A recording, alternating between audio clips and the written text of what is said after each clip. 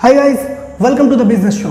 जिन लोगों को नहीं पता, बिजनेस शो में हम बात करते हैं स्टॉक मार्केट, फाइनेंस, इकोनॉमिक्स, इन सब के बारे में। इन सब से रिलेटेड जो लेटेस्ट न्यूज़ है, जो आपको मेन स्ट्रीम में नहीं देखने को मिलता, वो हम आपको यहाँ पे बताते हैं ताकि आप फाइनेंशियल वर्ल्ड से अपडेटेड रह सको। तो सबसे पहला न्यूज़ है आरबीआई की तरफ से। आरबीआई ने महिंद्रा फाइनेंस को कहा है कि आप ये जब कस्टमर को लोन देने की बारी आती है तो आप दे देते हो, लेकिन जब लोन रीपेमेंट करने की बारी आती है, जो लोग नहीं रीपेमेंट करते सही से, उनके लिए आप ये जो अपना लोन रीपेमेंट का मॉडल है जिसे आउटसोर्स कर देते हो, यानी कि लोग दूसरों के घर पे जाते हैं और पैसा निकालते हैं, वो आपको बंद करना पड़ेगा। इस पर बहुत सारे कंप्लेंट्स आ रहे हैं और ये जो ऑर्डर आरबीआई की तरफ से महिंद्रा फाइनेंस के पास आया, इसके बाद महिंद्रा फाइनेंस का स्टॉक 13% क्रैश हुआ है। तो आपका इस बारे में क्या ख्याल है? आरबीआई ने ये सही कहा है कि कंपनीज को ऐसे लोगों को घर पे नहीं भेजना चाहिए जो जाके इंसल्ट करे या फिर कुछ उल्टा पुल्टा काम करे, या फिर ये सही है, मतलब लोग रीपेमेंट नहीं करेंगे तो ऐसा ही करना चाहिए ऐसा कंपनीज को? आपको क्या लगता है? कमेंट में बताइए।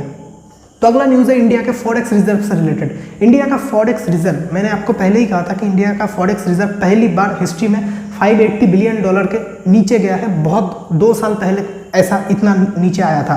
तो अभी रिसेंटली देखा गया है इंडिया का जो फॉरेक्स रिजर्व है वो $545 बिलियन के भी नीचे आ चुका है, यानी कि बहुत कम आ चुका है। तो इसके लिए गवर्नमेंट और आरबीआई बहुत सारे इनिशिएटिव ले रहे हैं जिसके चलते ये फॉरेक्स रिजर्व फिर से ग्रो हो जाए। लेकिन गवर्नमेंट तभी भी बोल रहा है कि अभी हमारे पास जितना फॉरेक्स रिजर्व है उससे हम 9 महीने का इंपोर्ट तो कर सकते हैं आराम से। तो देखते हैं क्या होता है, कैसे गवर्नमेंट इस सिचुएशन को हैंडल करता है। तो इसी से रिलेटेड अगला न्यूज़ है इंडियन रुपीज़ के रिलेटेड।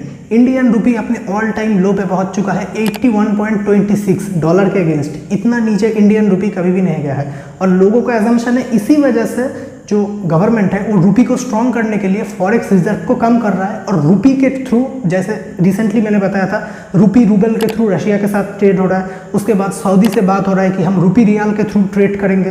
तो इसीलिए गवर्नमेंट बहुत सारे इनिशिएटिव ले रहे हैं क्योंकि डॉलर जो है बहुत ज़्यादा स्ट्रॉन्ग होता जा रहा है, क्योंकि यूएस फेड लगातार अपने इंटरेस्ट रेट बढ़ाता जा रहा है। तो इसीलिए ताकि इंडिया का जो इकोनॉमी है वो स्टेबल रहे, इसीलिए गवर्नमेंट रुपी के थ्रू ट्रेड करना ज़्यादा प्रेफर कर रहा है। तो देखते हैं इसका लॉन्ग टर्म में हम पे क्या इम्पैक्ट होता है, ये तो वक्त बताएगा। तो अगला न्यूज़ है ओयो से रिलेटेड। रितेश अग्रवाल ने बताया है कि वो ओयो का आईपीओ लाने वाले हैं और इससे रिलेटेड जितने भी डॉक्यूमेंट्स हैं वो उन्होंने सेबी को सबमिट कर दिया है। अब बस सेबी अप्रूवल दे दे तो वो ओयो का आईपीओ लेके आएंगे। तो देखते हैं अगर आता है, क्या आप ओयो के आईपीओ में इन्वेस्ट करना चाहेंगे? मैं तो नहीं करना चाहूँगा भाई, आप अपना कॉमेंट में बताओ। तो अगला न्यूज़ है एक इकोनॉमिस्ट जिसका नाम है नूरियल रूबिनी, आई होप मैंने नाम सही से प्रोनाउंस किया है।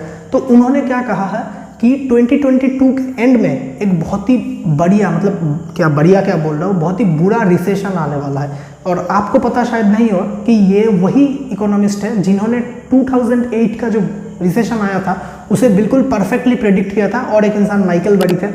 तो इन इंसान ने कहा था और ये ही इंसान अभी बोल रहा है कि ये होने वाला है। और मैंने आपको पिछले बिजनेस न्यूज़ में भी बताया था कि वर्ल्ड बैंक ने भी सेम वार्निंग दिया है कि 2022 के एंड में या फिर 2023 के स्टार्टिंग में एक ग्लोबल रिसेशन आने वाला है, क्योंकि जिस तरीके से दुनिया के सारे सेंट्रल बैंक्स इन्फ्लेशन को कंट्रोल करने के लिए अपने इंटरेस्ट रेट्स हाइक कर रहा है। तो ये बहुत चिंता का बात है।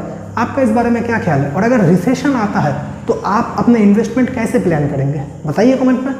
तो अगला न्यूज़ है जीएसटी डिपार्टमेंट ने एक ऑनलाइन गेमिंग कंपनी जो बेंगलोर में बेस्ड है उसे एक शो कॉज नोटिस भेजा है कि आप ये जो बेटिंग कल्चर है, जो बेटिंग का गेम है लाइक रमी, ये सब और भी बहुत सारे गेम्स हैं, वो उसको आप बढ़ावा देते हैं, इसलिए आपको शो कॉज नोटिस भेजा जाता है। अब उस कंपनी का नाम मुझे याद नहीं आ रहा है, मैं यहाँ पे लगा दूंगा, आप देख सकते हैं। तो उसे जीएसटी डिपार्टमेंट ने नोटिस भेजा है। तो देखते हैं क्या होता है। और आपको क्या लगता है, ये ऑनलाइन जितने भी फैंटेसी गेम्स है या फिर ये जो गेम्स है लाइक रमी हो गया, उसके बाद 8 बॉल पूल हो गया, ये सारे गेम्स चलना चाहिए? इनके थ्रू ये जो मनी का लेन देन होता है ये होना चाहिए गेम्स में, या फिर इस पे गवर्नमेंट को स्ट्रिक्ट एक्शन लेना चाहिए, बताइए। तो ये वाला जो न्यूज़ है ये आखिरी न्यूज़ है आज का, एंड ये डायरेक्टली फाइनेंस मार्केट से लिंक नहीं है, लेकिन ये वाला जो न्यूज़ है ये बहुत ही ज़्यादा इंपॉर्टेंट न्यूज़ है, क्योंकि अगर ये न्यूज़ सच होता है तो ग्लोबल मार्केट पे इसका एक इनडायरेक्टली इफेक्ट ज़रूर पड़ेगा।